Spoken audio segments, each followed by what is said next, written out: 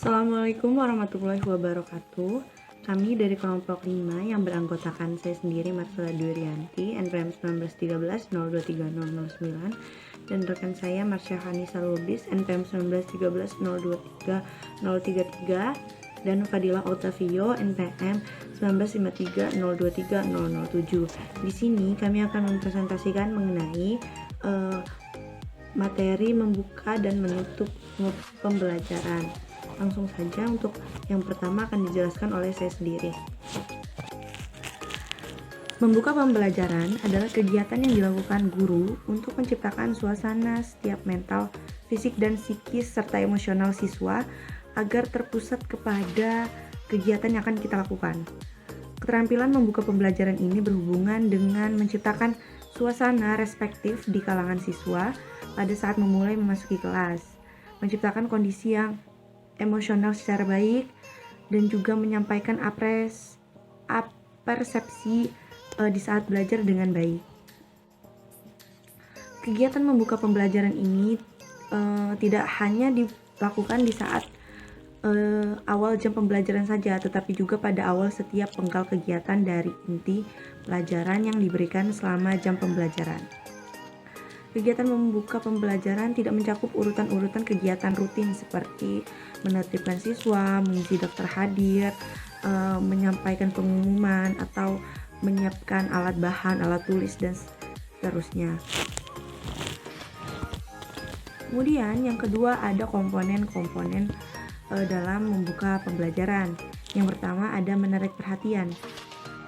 Guru sangat penting untuk menarik perhatian siswa di saat membuka pembelajaran. Perhatiannya itu dalam arti kesanggupan untuk siswa itu fokus terhadap aktivitas pembelajaran yang akan dilakukan. Caranya itu ada yang pertama dengan gaya mengajar guru. Perhatian dapat timbul dari apresiasi gaya mengajar guru seperti posisi atau kegiatan yang berbeda dari biasanya.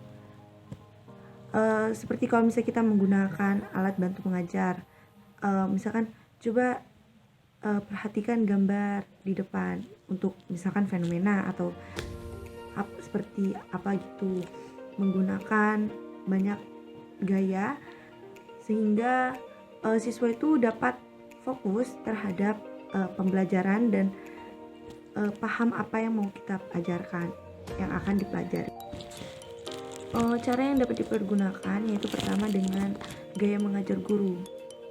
Perhatian siswa itu dapat timbul dari apresiasi gaya mengajar guru, seperti posisi atau kegiatan yang berbeda dari biasanya. Misalkan kita tuh menggunakan sebuah gaya mode pembelajaran, di awal itu ada gambar atau fenomena. Nah, jadi kita dapat menarik perhatian siswa untuk melihat gambar tersebut atau melihat sebuah fenomena tersebut. Kemudian selanjutnya ada komponen yaitu menumbuhkan motivasi belajar siswa.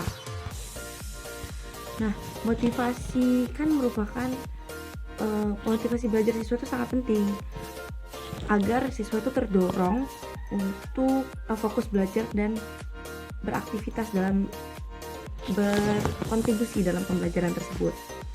Kehangatan dan antusias akan menimbulkan rasa ingin tahu siswa, menimbulkan sebuah pertanyaan atau fakta yang berbeda dari realitanya, sehingga menimbulkan pro dan kontra yang membuat keaktifan peserta didik terpancing. Hal ini bisa dilakukan dengan cara meminta siswa itu membaca fenomena, seperti yang tadi kan yang di awal kita kasih gaya nih, dia membaca fenomena. Nah, nanti mereka jadi termotivasi. Nah, cara menimbulkan motivasi selain itu tuh bisa dengan yang tadi kata saya, dengan hangat dan antusias. Kemudian menimbulkan rasa ingin tahu dengan melontarkan ide yang bertentangan atau kasus yang bertentangan dengan kasus yang awal. Kemudian memberikan fakta yang berbeda dari fenomena yang telah kita berikan. Seperti melontarkan pertanyaan-pertanyaan juga. Contohnya kayak, kenapa ketika kita memakan makanan yang asam atau basah, pH darah kita tidak berubah, itu seperti itu. Untuk materi di kimia.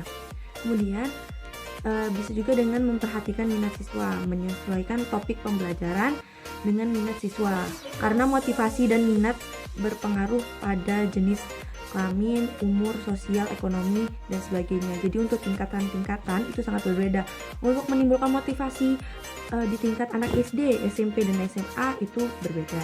Kemudian komponen yang selanjutnya yaitu memberi acuan atau structuring, yaitu usaha untuk mengemukakan secara spesifik dan singkat serangkaian alternatif yang memungkinkan siswa memperoleh gambaran yang jelas. Hal-hal yang harus dipelajari, cara yang kita untuk memberikan acuan, yaitu yang pertama, mengemukakan tujuan dan batas tugas. Hendaknya guru mengemukakan tujuan pelajaran terlebih dahulu, batas tugas yang dikerjakan. Misalkan hari ini kita belajar mengenai pH, hanya sampai cara kita menghitung pH dan ini konsentrasi H+, seperti itu. Jadi nanti tugasnya ya cukup sampai situ aja gitu. Kemudian menyarankan langkah-langkah yang dilakukan.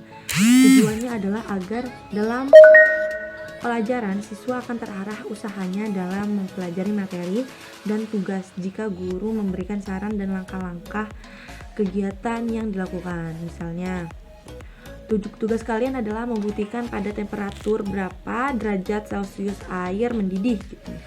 Langkah yang harus dikerjakan adalah bla bla bla gitu, kayak mengukur temperatur sebelum dipanasi, kemudian mengukur temperatur air yang telah mendidih, seperti itu. Kemudian cara yang ketiga yaitu mengingatkan masalah pokok yang dibahas, misalnya dengan mengingatkan siswa untuk menemukan hal-hal yang ada di sekitarnya gitu, misalkan hal-hal seperti kalau air mendidih apakah sama derajatnya, apakah sama suhunya ketika sebuah air itu direbus air saja mendidih dengan air garam, apakah suhunya akan sama, seperti itu. Untuk materi titik didih. Setelah mengajukan pertanyaan, yang terakhir dengan mengajukan pertanyaan. Pertanyaan yang diajukan sebelum memulai penjelasan akan mengarahkan siswa dalam mengantisipasi isi pelajaran yang akan dipelajari. Contoh, sebelum kita masuk ke fenomena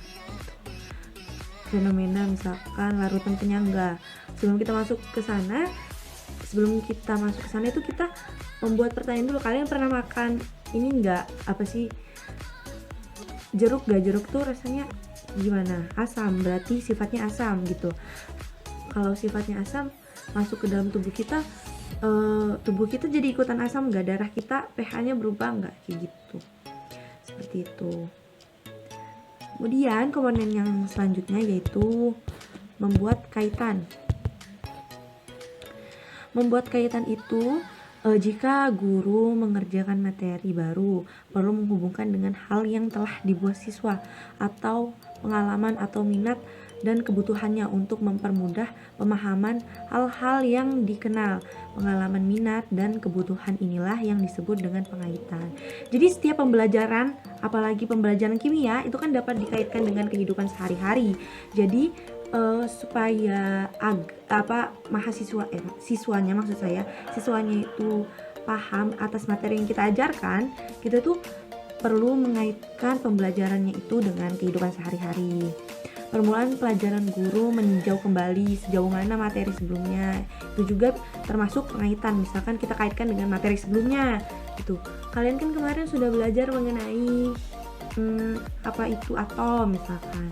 Sekarang ternyata di dalam atom itu ada komponennya lagi gitu, ada partikel-partikel dalam penyusunan atom seperti neutron, elektron, proton, seperti itu.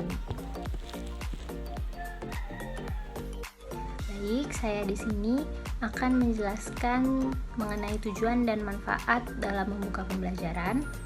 Yang pertama ada menciptakan kesiapan mental agar sejak semula peserta didik sudah dapat membayangkan apa yang akan dipelajarinya.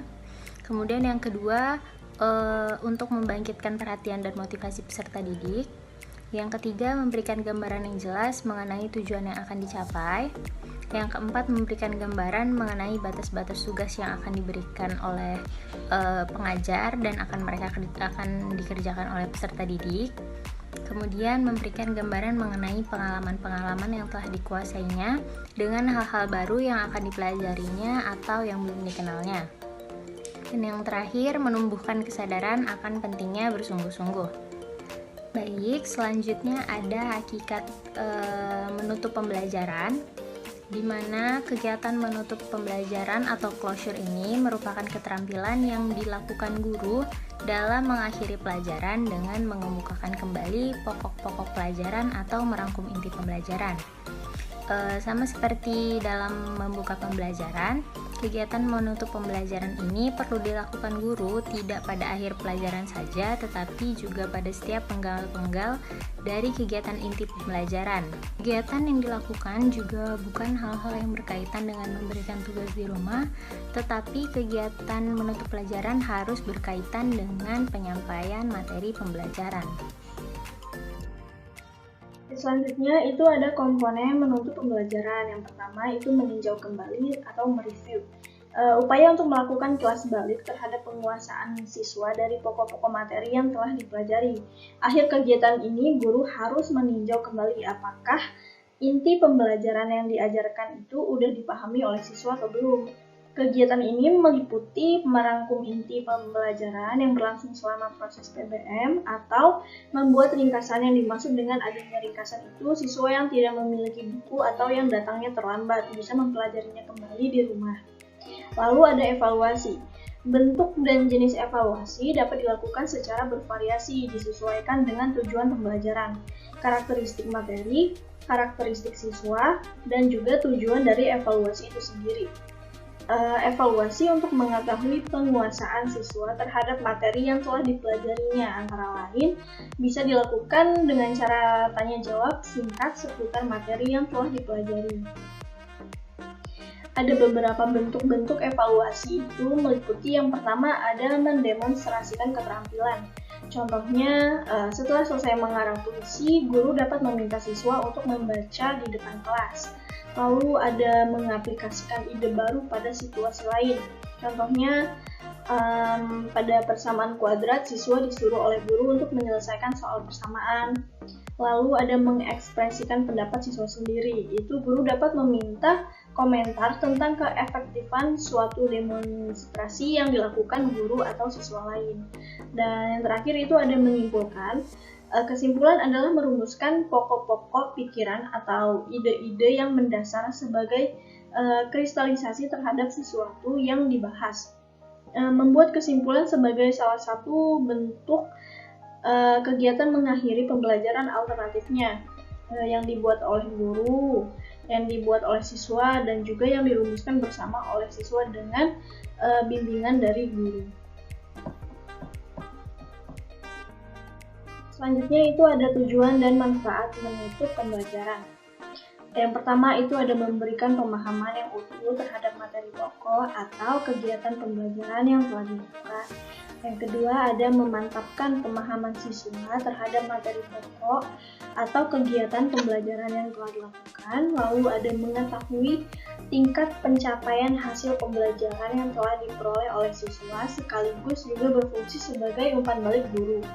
Dan yang terakhir itu ada memberikan tindak lanjut yang diperlukan sesuai dengan proses dan hasil pembelajaran yang telah dicapai oleh siswa.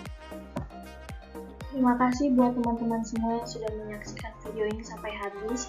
Mohon maaf apabila masih banyak kekurangan dan kesalahan atas penjelasan kami. Saya akhiri. Wassalamualaikum warahmatullahi wabarakatuh.